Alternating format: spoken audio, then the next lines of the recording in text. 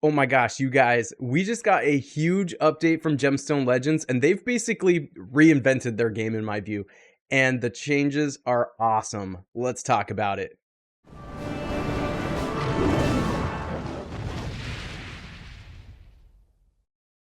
Of course, if you haven't made the jump to Gemstone Legends yet, then you're going to want to do that today because the changes they just made are so good. So if you'd like to download the game and try it for free, there's a link in the description of this video that's going to give you a whole bunch of free stuff, including this epic hero I have listed on the screen and a bunch of gold and gems and more summons too. There's 5 gold scrolls there. But then you're going to have access to some beginner events that are going to give you even more free stuff, including sets of equipment, which are really important in this game, another epic hero for free, and then a platinum scroll, which gives you a guaranteed epic or legendary hero. Super awesome.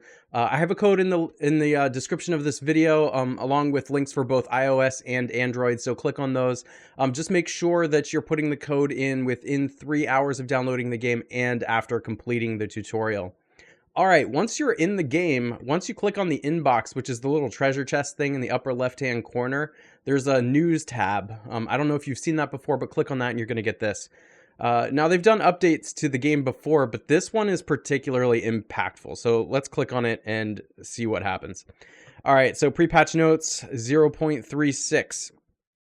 Hello, Dragon Riders. We've just launched a few server changes in preparation for the release of the 0.36 version. Here they are. Okay, so first, PvP thresholds.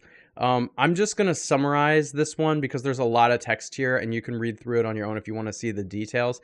But basically, and this is something that I've experienced, is that fighting for the highest spots in the game to be the most competitive player was almost like too limiting. For the higher leagues in Arena, those thresholds have been reduced a little bit. So it's a little easier for top players to make it into this top tier. I have to admit, I felt that. And this is a very needed change. I'm excited to see this. More people can compete for those top spots. So if you haven't really been engaging much in Arena, now you can, and you can feel comfortable about climbing that ladder. The inventory cap for artifacts. Oh my gosh. Thank you, Gemstone Legends. They've increased this to 600 slots. So it was at 500 before, and I was constantly having to feed away my artifacts or sell them, I guess I should say, because that is a good way to get income in the game, is to just constantly grind, get artifacts, and for the ones you don't want, you just sell them. And that turns into hundreds and hundreds and probably thousands and thousands at this point when I played the game. So having a bigger cap helps a lot too, because there's some really good pieces of equipment in this. My guess is they're going to have to increase from 600 even in the future too, potentially. But 600 is, it's a good number. But for now, that's good. It's nice to see. Level progression and cycle end rewards. We would love that your in-game activity is counted toward the event's progression. If an event mission requires you to get gems, for example, and you just got them from the level up or cycle end, they will count as points toward the event. What? Oh my gosh. Some of these changes they've made in this, just like life improvements, just to make you feel better, are so good. Like, I'm not even sure if this is something I consciously thought I wanted, but now that they did it, I'm like, wow, nice, thank you. So then they have some minor changes here. They fixed some loading screens. You can read through these. Fixed leader abilities, values. Basically a couple little glitches here, and then fixed platinum scroll shards in the altar. So if the name wasn't displaying properly. So scrolling down here, Prime for iOS. So some people were asking for Prime. It is now available, and it looks like they're going to keep adding to the support for that. So that's good. All right, here's a big one. PvP changes. It says, some of you were not satisfied with the portion of time you had to invest towards PvP every day. Our changes address this matter and are going to make the PvP less time consuming. What have we changed? Okay, so before I talk about what they've changed about PvP, and this is talking about the arena specifically, I am a little mixed on this one because, first of all, I love about Gemstone Legends how strategic it is, that there's a lot of decisions to be made, and because the matches aren't over like that, then you have some time to be able to shape the board how you want to and things like that, and that gives you the bigger advantage. So if you're a more strategic player with the longer battles, you have a better chance of it being your strategy rather than luck that's winning the game for you. However, like it's saying here, that does lead to extremely time-consuming battles. Very time-consuming. I mean, you could easily spend an hour or an hour and a half just fighting arena battles, depending on, you know, how much per day you're able to devote to that. I mean, I could easily see people with the regeneration of the tokens for that spending more than that on it, but that's hard to do. That's you know, you only have 24 hours in the day, so I get this. They have to be really careful about what to do because you don't want to ruin the strategy of the game, which is the nice part about the longer battles. But something needs to be done about the amount of time that you spend on it. So let's see what they did. The max number of tokens will be decreased from 10 to 5. Okay, that makes sense. If that's even for everybody, then you don't have to fight as many battles. You still get the same strategy, taking time to build the board and things like that. But now you don't have to do as many battles, which is great.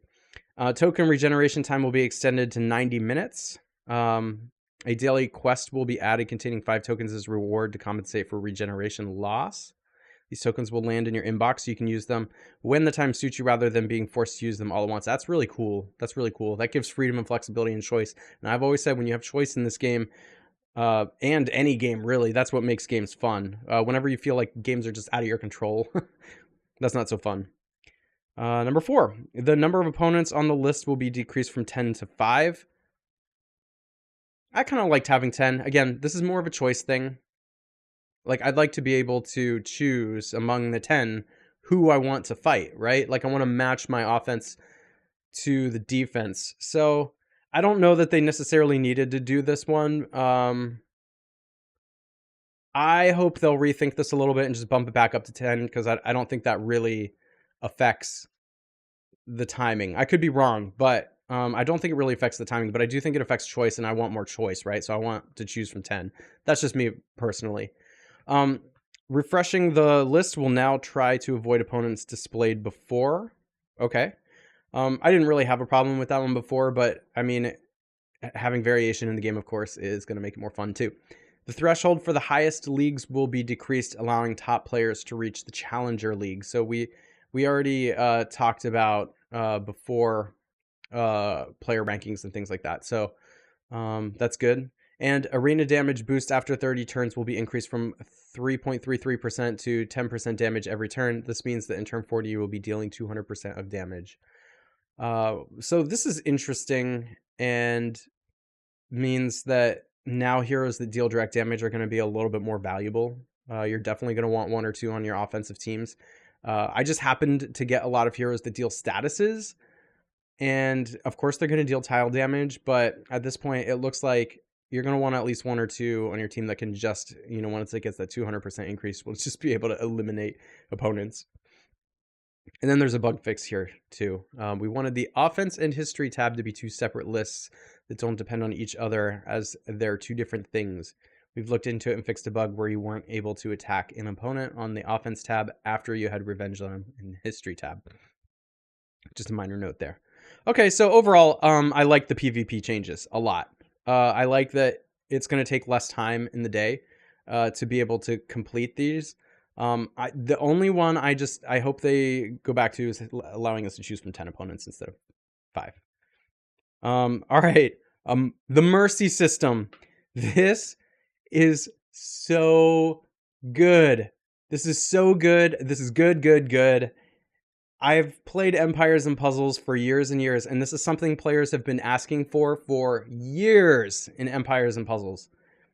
Because RNG sometimes can just screw you over, and it's not the game maker's fault. They put a percentage in there, and it just sometimes you're that unlucky person, right? And so in Empires and Puzzles, for years, people have asked for a mercy system where once you've summoned so much, you get a guaranteed hero.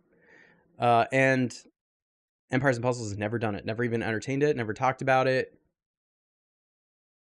People in Gemstone Legends were like, oh gosh, I wish we had a mercy system. And Gemstone Legends was like, okay, sure, let's do it.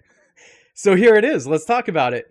I'm gonna skip a lot of the text here again. You can read through it, but let's look at what happens. Basically, when you summon a certain number, you're gonna be able to get a scroll that you can see listed here. So, for example, going down the list, the scroll type bronze, rarity uncommon. The mercy system activates after 3 scrolls. All right, and then going down the list all the way to platinum, legendary. So 13 scrolls. The mercy system is counted separately for each scroll and each hero rarity. Receiving a legendary hero from a platinum scroll does not affect the receipt of that rarity from a gold scroll.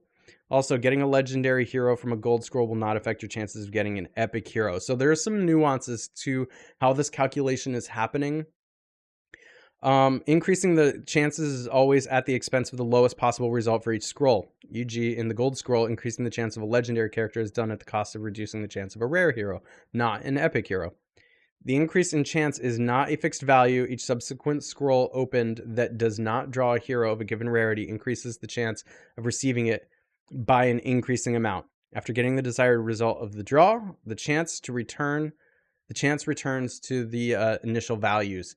So there's a lot of nuance and calculation and text here, which feel free to read through that because it helps you in your mind to know like what your percentages are and odds and things like that. But to make it real simple, when you go summoning now, if you have a lot of summons, you know you're going to get something. Because even if you get unlucky, the game's going to be like, okay, you're having a hard time with this, here's a hero. Which is so cool. That's so good.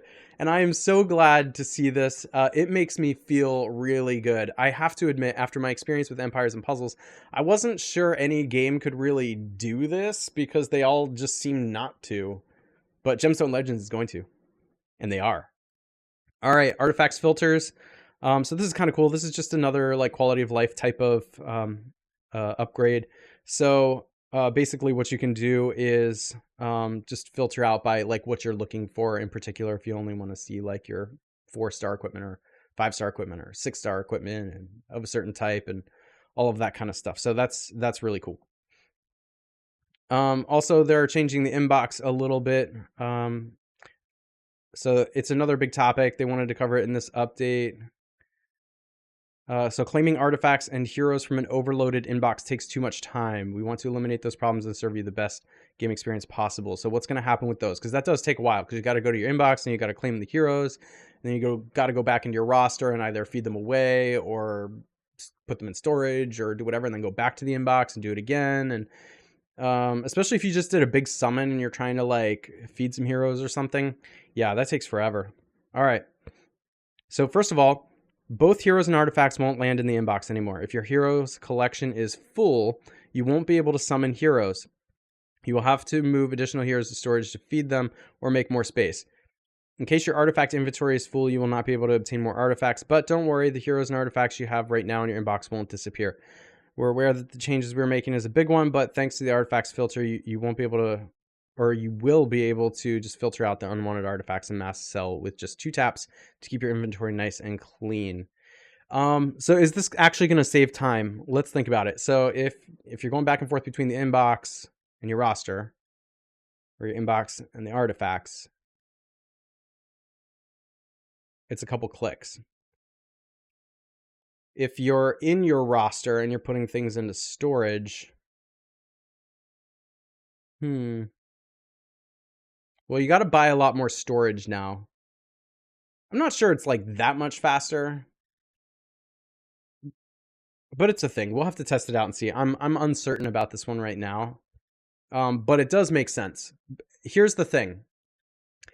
I think the best thing about this one in particular is that newer players to the game sometimes think when they've summoned, they've lost their heroes. And they're like, oh my gosh, I summoned a legendary hero and it's gone. And I'm like, no, it's not. It's in your inbox.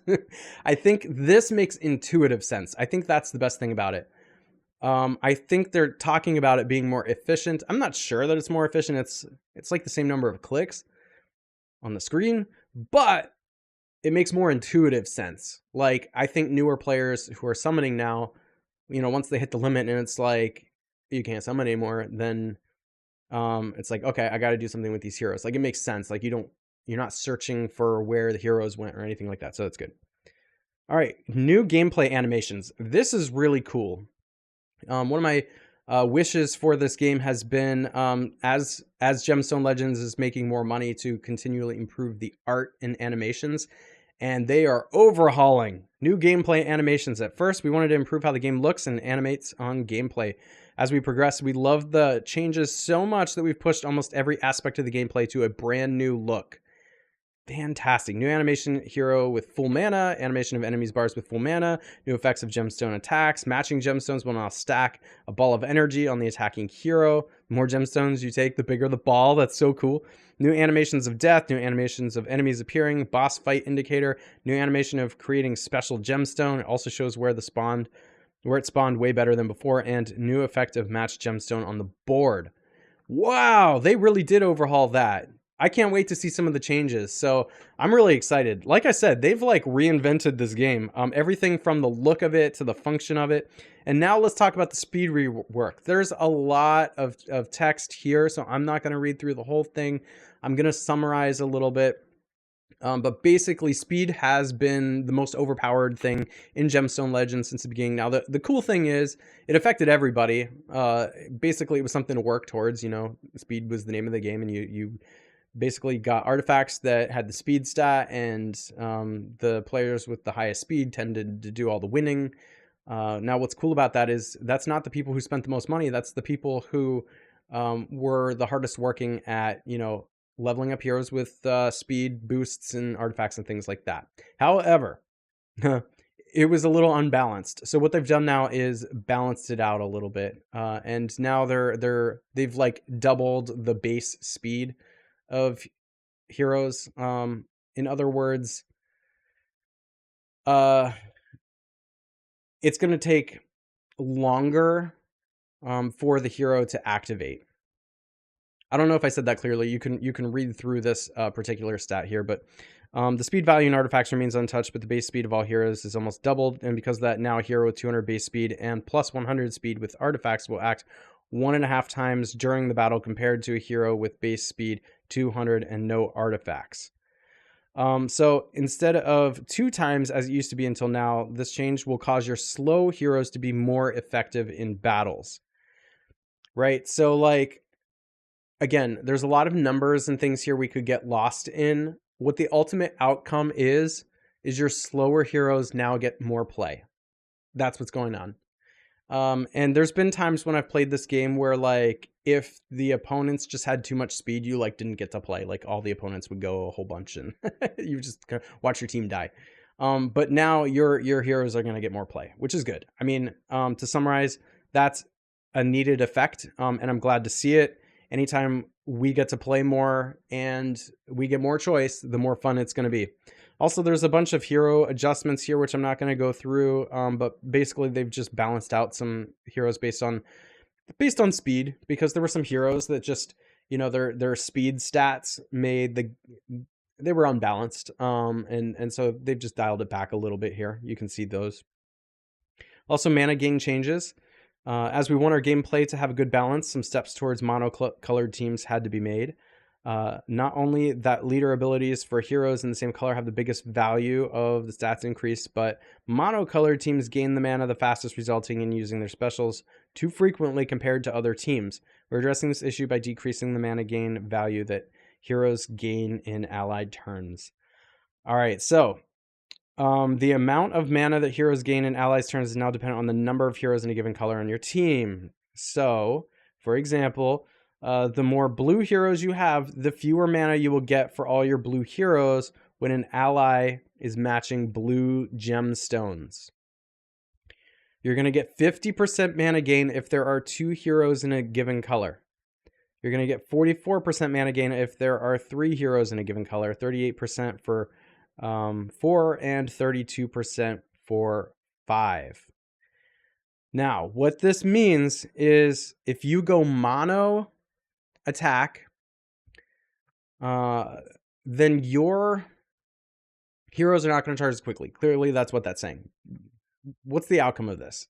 So basically with mono-colored teams before, it was probably one of the best things you could be doing, because like, let's say you went up against a team that was, let's say you went up against one of the mono blue teams. So you would want to take mono green because not only are the green tiles doing more damage against the defense, but when you charge one hero, you're typically charging all the heroes, and they all get to go off at the same time you win. So really, really fast, easy way to win. How this is actually going to play out is you get to mix and match your heroes a little bit more. Instead of just having to like go straight mono if you want to do an overpowered color strategy, now you're actually incentivized to go like 2-2-1 or something like that, where basically you are having more choice in the game. Again, I like it. Now, you still have the benefit, the color strength of creating a mono team and going in there. If you need color strength more than anything, you're choosing that when you go mono. And that's still a fine choice. If you think that your hero specials are more important than color, then you mix and match to make them go off more. And that's good. So really, this creates more of a balanced strategy, I think, and creates some kind of cool and fun ways to mix and match heroes and have more choice in the game. Basically, as is the theme with everything else in the changes here, it's bringing balance to the game. I think it's a good change because now you're choosing between hero specials and color strength and things like that. Whenever you have two choices, that leads to increased strategy and fun, in my opinion. All right, leader ability value boost. Due to previously mentioned changes, the value of leader abilities must be increased to keep a gameplay balance. We're also addressing speed leader abilities being too dominant, as we all want leader abilities to be viable. So basically, they're dialing back the speed leader abilities, makes sense, and they're increasing all the other abilities, and that's just so that you don't just have to always choose a speed leader. Color affinity extension. Again, one change is dragging another along due to mana gain changes. The color affinity had to be extended so you won't feel the difference, for example, fighting the bosses in rifts. So color advantage will now grant an additional 15% crit rate, 30% crit damage, and 30% resistance. Color disadvantage will now reduce 15% crit rate, 30% and crit damage, 30% resistance. Yeah, so whenever you're basically what it's saying is whenever you're fighting in the rifts now, and against the, let's see. Yeah, so when you're fighting the other aspects of the game, basically because of the change to that, like when you go up against like the level 20 blue rift boss, you kind of want to be mono green on that. But if you're just going to be disadvantaged now, it's like almost impossible. Except that they've increased the damage, so your hero specials might not be going off quite as frequently, but you're doing more damage and things like that. So it's another way to try and even things out. Campaign bosses, battle 7 on each region. Apart from their size, we want them to have some extra ability to distinguish from the regular opponents. All campaign bosses now have the new passive ability, Innate Protection, immune to silence, stun, freeze, and sleep. Status adjustments. To diversify the gameplay even further, we decided to change how some statuses work. Bleed, poison, burn, recovery, soul replenish, and curse. They will be triggered at the start of the turn, not on the end. So that's a big strategy point, that when you're applying or you have it applied to you, you've now got to play around that. I like this as an attacker because I have a lot of status heroes that deal bleed and poison and burn and stuff like that. And now I know I'm going to be dealing more damage to the opponent right off the bat. That's good because that means I might kill some of them before they actually get to go off. Now, as a attacker going against a defense that's applying these, ooh, that's a lot scarier. And boy, Tessix better have that have his effect up because you're not going to be able to react as well to it. However, they have decreased the amount of damage it's doing a little bit to compensate. So bleed went from 5% to 4%, poison from 6 to 5, and burn from 7 to 6. They've reworked the raid bosses. So the difficulty change. Basically, the 6-star raid boss was getting pretty easy for some of the top guilds to defeat. So they've made it more challenging, but they've also increased the rewards. They've now implemented an overkill mechanic that allows players that are late to the party to still attack the raid boss. So like, let's say you had a busy day at work. You're like, oh my gosh, the red raid boss is up and that one goes really fast and I'm never going to get to hit it. And then you got out of work and it's dead and you're like, oh man, darn. Well, the overkill mechanic's going to basically let you beat a dead horse. So you can go in and deal damage to the raid boss even after it's dead to take part in it with your guild and still get the rewards, which is really, really cool. And the raid boss resistance. Bosses used to have 75% resistance that couldn't be lowered, making the accuracy stat useless, and debuffer is not that viable. We want players to be creative and invent new team compositions and strategies with the help of most of the heroes. Raid boss's resistance now works in a regular way. Boss's resistance now differ between each boss and their stars or levels. All boss stats were changed. Raid boss levels. We want guilds to do their best to kill the beasts, and for doing so, they'll be greatly rewarded. Raid boss levels upgrades when the boss is defeated and downgrades if not defeated, of course.